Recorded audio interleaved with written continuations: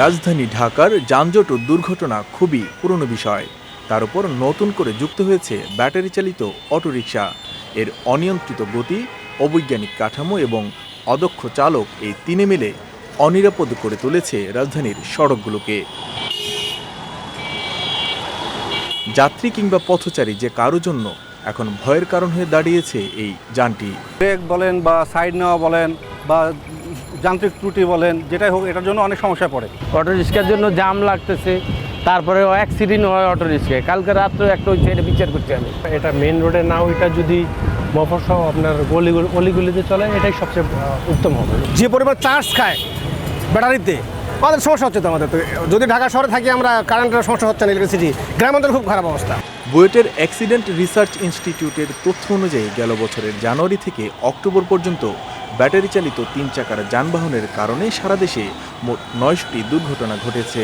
এর মাঝে 582টি ছিল গুরুতর।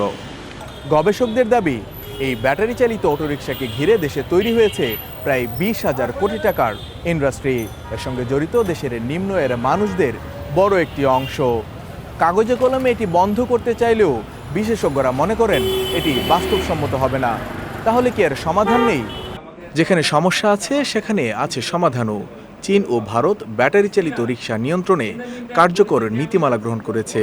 বিশেষজ্ঞরা মনে করেন বাংলাদেশেও এই সমস্যার সমাধান সম্ভব।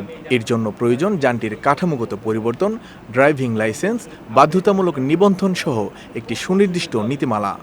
আসলে আমি মনে করি আমাদের কিছু পলিসি তৈরি করা দরকার।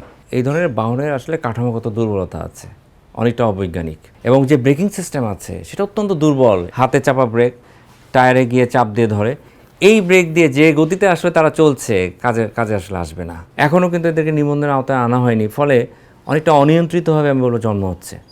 যথাযথ পদক্ষেপ গ্রহণ করলে এই যানটিও জনবহুল ঢাকার নাগরিক জীবনে রাখতে পারে গুরুত্বপূর্ণ ভূমিকা। বিশেষজ্ঞরা বলছেন এই 3 চাকার যানটিকে বৈজ্ঞানিক করে তুলতে দরকার হবে গতি নিয়ন্ত্রক ডিভাইস, উন্নত ব্রেক সহ কিছু যন্ত্রাংশ। আর এসবের পেছনে খরচ হবে মাত্র 20 থেকে 25,000 টাকা।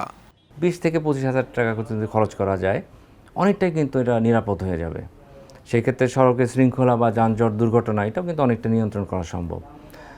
এবং এই যে 20 থেকে 25,000 টাকার কথা বলছি, এর মধ্যে আসলে বেশ কিছু সরঞ্জাম কিন্তু সংযোজন করা যায়। প্রথমত আমি বলবো যে ব্যাটারি রিক্সা যেগুলো আমাদের সড়কে চলছে, বড় দুর্বলতা হচ্ছে ব্রেকিং সিস্টেম। তো আমরা এই টাকার মধ্যে কিন্তু এই যে নিউমেটিক থেকে হাইড্রোলিক ব্রেকিং সিস্টেমের যে কথাটা আমি বলছি, সেই রূপান্তর করা কিন্তু সম্ভব। পাশাপাশি ইন্ডিকেটর থাকা, কারণ এই ধরনের যানবাহন ডানে যাবে না বামে যাবে বোঝা যায় না। তো ইন্ডিকেটর যদি থাকে তাহলে আমরা কিন্তু সহজে পিছনে যে চালক আছে সে কিন্তু বুঝতে পারবে যে সে তার তার গতি কোন দিকে যাবে। পাশাপাশি অবশ্যই যদি গতি নিয়ন্ত্রণ করা যায়, সেক্ষেত্রে আমরা অনেক সময় স্পিড গভর্নরের কথা বলি। এই ধরনের ডিভাইস আছে, বসালে দেখা যাবে যে সে যদি দ্রুত গতিতে চালানো যায়, আপনি ধরতে পারবেন এখানে সিল থাকে, সিলটা কিন্তু কেটে যাবে। এদিকে এই খাতটিকে যথাযথ পদক্ষেপ গ্রহণ ও ব্যবস্থাপনা করতে পারলে বাড়বে সরকারের রাজস্ব। সাধারণ মানুষ বলছেন এই অটোরিকশা সংক্রান্ত সমস্ত সমস্যার সমাধানে উদ্যোগী হতে হবে সরকারকেই।